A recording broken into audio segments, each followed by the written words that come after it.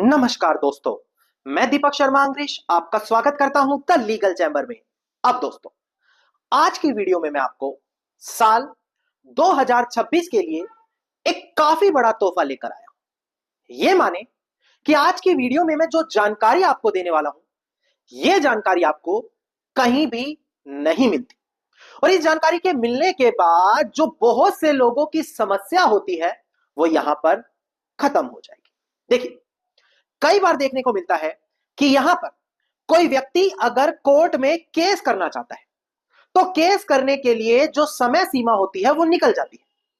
कई बार लोग 3 साल निकल जाने के बाद कागज कैंसिल करवाने आते हैं, कई बार 12 साल पूरे हो जाने के बाद कब्जा वापस मांगने आते हैं, कई बार तो 40-40, 50-50, 60 साल बाद में कोर्ट में जाकर केस करते हैं।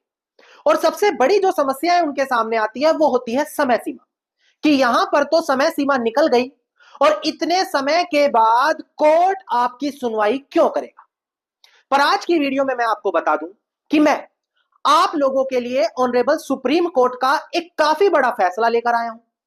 इसके अलावा एक काफी जरूरी कानूनी प्रावधान आपको बताने वाला हूं और अगर आप इन दोनों प्रावधानों का इस्तेमाल करते हुए किसी भी केस को तैयार करेंगे, अगर आप इन सभी पॉइंट्स को ध्यान में रखते हुए कोर्ट से राहत मांगेंगे तो आपको राहत जरूर मिलेगी। अब दोस्तों, अगर आप लोगों को हमारी ये वीडियो अच्छी लगती है, अगर आप लोगों को लीगल चैम्बर की टीम से किए गए एफर्ट्स अच्छे लगते हैं तो बिल्कुल छोटा सा अनुरोध है, वीडियो को तुरंत लाइक करें और कमेंट सेक्शन में जरूर लिखें कि देश और दुनिया के किस कोने से आप हमारी ये वीडियोस देख रहे हैं। तो चलिए दोस्तों, अब आज की इस वीडियो को हम ज्यादा लंबा ना करते हुए आज की इस वीडियो को स्टार्ट करते हैं।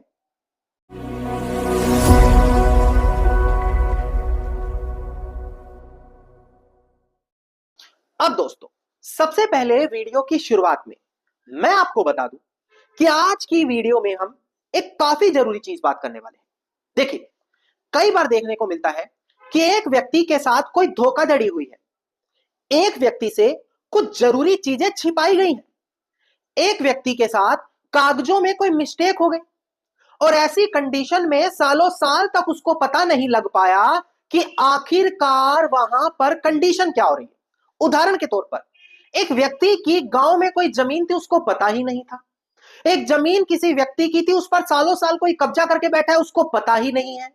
एक व्यक्ति के पिता से या उससे या उसके माँ बाप से कोई जमीन किसी ने धोखे से लिखवा ली, पता ही नहीं है। कोई जमीन धोखे से गिफ्ट करा ली, पता ही नहीं है। तो ऐसी कंडीशन में क्या होता है दोस्तों, जो समय सीमा होती है, क्योंकि अगर आप लिमिटेशन एक्ट 1963 पढ़ते हैं तो हर कोर्ट केस करने की एक समय सीमा है। जैसे किसी कागज को कैंसिल करवाना है, आर्टिकल 58 कहता है 3 साल की समय सीमा। संपत्ति से कब्जा खाली कराना है, आर्टिकल 65 कहता है 12 सालों की समय सीमा। किसी से अपना पैसा वापस लेना है तो कहते हैं 3 साल की समय सीमा। इस प्रकार से हर कानून में एक समय सीमा है कि समय सीमा के अंदर आपको कोर्ट में केस करना पड़ेगा। पर अगर आपके साथ धोखाधड़ी हुई है, आपसे चीजें छुपाई गई हैं, कोई मिस्टेक हुई है, तो किस तरीके से आप वहां पर कोर्ट में केस डालकर भले आप समय सीमा से परे हो चुके हो तब भी कोर्ट से राहत पा सकेंगे। देखिए, लिमिटेशन एक्ट 1963, अगर आप इस एक्ट का सेक्शन 17 देखेंगे तो वो इसी कानून के बारे में बहुत जरूरी बात करता है। वो साफ कहता है कि अगर कोई धोखाधड़ी है, अगर कोई चीटिंग है, मिस्टेक है, किसी डॉक्यूमेंट को छिपा लिया जो आपको पता नहीं लगा, तो जिस दिन आप लोगों की जानकारी में यह बात आएगी कि हमारे साथ तो धोखा हुआ है, हमसे तो डॉक्यूमेंट छिपाए गए हैं, कोई मिस्टेक हुई थी, तो जिस दिन यह जानकारी आपको मिली उसी दिन से वो समय गिना जाएगा। कोई मतलब नहीं रखता कि 50 साल पहले क्या हुआ, जब आपको पता लगा उसी दिन से आपकी समय सीमा काउंट होती है। कानूनी प्रावधान कौन सा है? Section 17 limitation act 1965। अब यह जो मैंने कानूनी प्रावधान बताया है, कई बार यहां पर क्या होता है दोस्तों, लोगों को इन चीजों की जानकारी नहीं है और उन तक ये बातें आती नहीं है। कई बार कोर्ट ने कोई निर्णय दे दिया, अपील करने में, रिव्यू डालने में, रिवीजन डालने में लोग देरी कर देते हैं। वहां पर लिमिटेशन एक्ट 1963 का सेक्शन 5 लागू होता है, कॉन्डोनेशन ऑफ डिले। एक एप्लीकेशन लगेगी सेक्शन 5 की, क्यों लेट हुए उसका कारण समझाना है और लेट होने के बावजूद भी कोर्ट आपकी अपील, रिव्यू, रिवीजन एक्सेप्ट करेगा। यानी कि कानूनी प्रावधान ऑलरेडी मौजूद है। अब मैं आपको बता दूं, ऑनरेबल सुप्रीम कोर्ट यानी कि माननीय सर्वोच्च न्यायालय पहले ही इन सभी प्रावधानों पर काफी बड़ी बड़ी जजमेंट दे चुका है, पर आप लोगों तक कभी वो जजमेंट नहीं आ पाती। कारण सिर्फ यही कारण है कि कोई भी प्रॉपर प्लेटफॉर्म आप लोगों के पास आज भी नहीं है। तो इसी का समाधान लीगल चैंबर आप लोगों के लिए अब लेकर आया है। जी हां दोस्तों, आज हम बात कर रहे हैं वीआईपी व्हाट्सएप ग्रुप के बारे में। ये एक व्हाट्सएप ग्रुप है जो लीगल चैंबर की टीम ने तैयार किया है। यहां पर आप लोगों को हर एक लेटेस्ट जजमेंट, हर एक लैंडमार्क जजमेंट, अब तो नए साल से जरूरी कानून यहां समझाए जाएंगे। आपको जो वीडियोस देखने को मिलती है उनकी जजमेंट की कॉपीज मिलेंगी, सिंपल लैंग्वेज में जजमेंट्स को समझाया जाएगा। ये सारी की सारी चीजें इसी एक ग्रुप में मिलने वाली। अब अगर आप इस ग्रुप से जुड़ना चाहते हैं तो मैं आपको साफ बता देता हूं कि मात्र 1,000 रुपए, सिर्फ 1,000 रुपए इसकी ज्वाइनिंग फीस है। पूरे एक साल तक इस ग्रुप में ये सारी सर्विसेज फिर आप ले सकेंगे। सबसे बड़ी चीज, इस ग्रुप को जल्द ही फुल कर दिया जाएगा, क्योंकि मात्र कुछ दिनों में लोग इतने जुड़े कि 380 से ज्यादा लोग हो गए। अब 20 लोगों की जगह बची है 400 लोग होने में। तो आपके पास अभी भी मौका है, तुरंत वीडियो के डिस्क्रिप्शन में जाएं, वीआईपी ग्रुप जरूर ज्वाइन करें अगर आप लेटेस्ट लैंडमार्क जजमेंट पाना चाहते हैं। चाहे आप एडवोकेट हैं, एक कॉमन लॉ स्टूडेंट है, एक कॉमन इंडिविजुअल है जिनका कोर्ट में केस चल रहा है, अगर लेटेस्ट जजमेंट आपके पास आ गई तो आपको पता है कोर्ट केस में कितना आपको सपोर्ट मिलेगा। तो तुरंत वीडियो के डिस्क्रिप्शन में जाएं, वीआईपी ग्रुप जरूर ज्वाइन करें। अब हम मेन वीडियो पर दोबारा से अब बात करते हैं। देखिए दोस्तों, यहां पर सबसे पहले डिस्प्ले पर आपको ध्यान देना है।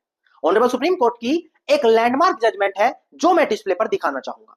ध्यान दीजिएगा दोस्तों, डिस्प्ले पर देखिएगा केस टाइटल है रतन गिल एंड अदर, जो यहां पर अपीलियंट है versus Nirmal Gill and other. इसी के साथ कनेक्टेड मैटर है इंद्रपाल सिंह एंड अनदर, जो अपीलियंट थे, versus Nirmal Gill and other, जो यहां पर रिस्पोंडेंट है। इसका सिविल अपील नंबर है 3681 3682 ऑफ 2020 और डेट ऑफ जजमेंट है 16 नवंबर साल 2020। अब ये मत सोचेगा कि ये तो सर 20 की जजमेंट है, ये एक लैंडमार्क जजमेंट है। इसमें आपकी काफी मदद मिलेगी, और वो कैसे मिलेगी डिस्प्ले पर देखकर ध्यान देखिए। यहां पर ऑनरेबल सुप्रीम कोर्ट ने बताया कि अगर किसी को सेक्शन 17 का इस्तेमाल करना है, मतलब कि उसको ये बोलना है कि मेरे साथ तो फ्रॉड हुआ है, मेरे साथ चीटिंग हुई थी, मेरे डॉक्यूमेंट छिपा लिए गए थे, कोई मिस्टेक हुई थी, तो यहां पर बताया गया कि प्लेंटिफ अगर इस क्लेम को कोर्ट के सामने लाता है और ये चाहता है कि समय सीमा निकलने के बावजूद भी मेरा केस सुना जाए, तो उसको दो चीजें कोर्ट में साबित करनी है। पहला एग्जिस्टेंस और दूसरा है डिस्कवरी ऑफ फ्रॉड। इसका क्या मतलब हुआ? इसका मतलब है अगर आपको अपने केस में यह बताना है कि हमारे साथ फ्रॉड हुआ है, तो पहले तो कोर्ट को बताना पड़ेगा कि आपके केस में फ्रॉड, चीटिंग, कंसीलमेंट, मिस्टेक, ये चीजें एग्जिस्ट करती हैं, मतलब आपके साथ ये घटना हुई है। और उसके बाद आपको बताना है कि इसकी जानकारी आपको कब हुई। और ये दोनों चीज आपको अपनी प्लेंट, यानी कि जो कोर्ट में दावा दाखिल करेंगे या काउंटर क्लेम दाखिल करेंगे, वहां पर स्पष्ट शब्दों में लिखनी होगी, क्योंकि उसी के ग्राउंड पर कॉज ऑफ एक्शन आता है। इसीलिए बोला जाता है कि केस हमेशा एक अच्छे सिविल एडवोकेट से तैयार कराएं, ताकि वो प्रॉपर कानून की समझ रखता हो, प्रोविजन की समझ रखता हो, और लेटेस्ट जजमेंट के अकॉर्डिंगली आपका केस तैयार हो। क्योंकि यहां पर अगर आपको यह बताना है कि समय सीमा निकल गई है और हमारा केस तब भी एक्सेप्ट करा जाए, तो प्लेंट में ये दोनों चीजें साफ स्पष्ट शब्दों में होनी अनिवार्य है।